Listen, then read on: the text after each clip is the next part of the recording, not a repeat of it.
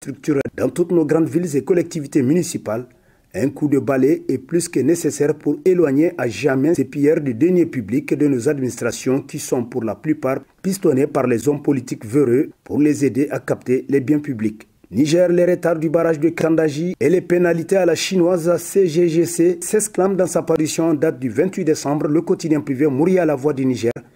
qui nous apprend que depuis le 26 juillet 2023, l'entreprise chinoise CGGC a arrêté les travaux et licencié abusivement des ouvriers locaux en invoquant un cas de force majeure complètement démenti par le maître de l'ouvrage, l'agence du barrage de Kandaji, ABK.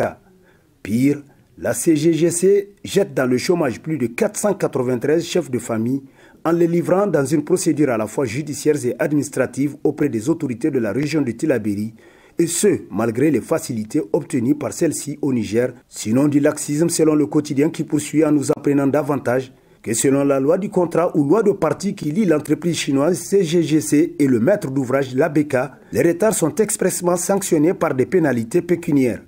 Les pénalités sont encourues du simple fait de la constatation du retard par le maître d'œuvre et le maître de l'ouvrage peut, sans préjudice de toute autre méthode de recouvrement, déduire le montant des pénalités de toutes les sommes dont il est redevable à l'entrepreneur, selon Mouria La Voix du Niger. Guéguerre au sein du PNDS Tareya, Oumoudou lâche son parent Issifou pour l'aventure, titre à sa une l'hebdomadaire Le Monde aujourd'hui, qui rappelle que longtemps, Issifou Mahamadou et Oumoudou Mahamadou avaient paru être les frères siamois du PNDS Tareya. Rien que par leur grande proximité et aussi par leur nom, ils sont issus d'une même région administrative. Même à la conférence nationale de juillet 1991, on les voyait assis côte à côte dans la salle du palais des sports de Niamey, nous apprend le journal qui constate qu'à présent, c'est la guerre entre les deux hommes. Tout comme la plupart des caciques du PNDS en voudraient à Issifou Mahamadou pour ce qui est arrivé au régime de la 7e République. Aujourd'hui, le PNDS n'existerait que sur le papier seulement, mais plus dans les convictions de ses pères fondateurs d'après l'hebdomadaire qui renchérit. La fracture ne fait que chaque jour s'agrandir comme en témoignent les publications d'un certain Ali Chekou, ancien directeur de publication du journal Le Citoyen, un journal proche du Parti Rose. Tout ce que l'on ignore pour le moment, c'est la date des obsèques officielles du PNDS Tareya, conclut Le Monde aujourd'hui. Zakari Ali Issoufou, major de la première cohorte des experts en finances publiques, le Niger et son peuple rayonnent au Nigeria, titre dans sa rubrique Écho de la semaine, l'hebdomadaire L'Éclosion, qui nous apprend qu'Abuja, la capitale nigériane, a accueilli le jeudi 14 décembre 2023 la cérémonie de graduation de la première promotion des experts en gestion des finances publiques, certifiée par l'Académie de gestion des finances publiques pour l'Afrique de la Banque africaine de développement BAD.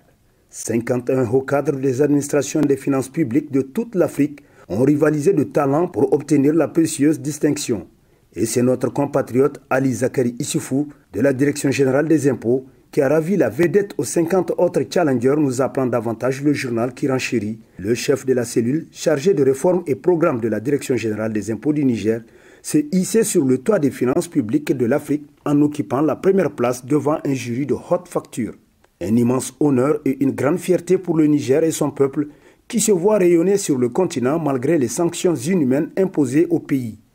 La graduation d'Abuja vient ainsi mettre en exergue le talent nigérien dans la gestion des finances publiques, conclut L'Éclosion. Concernant célébration de la fête du 18 décembre 2023, jamais de mémoire d'homme, la population n'a été aussi unanime sur un projet de société comme celui porté par le CNSP, titre dans sa rubrique Nation, l'hebdomadaire Niger Times,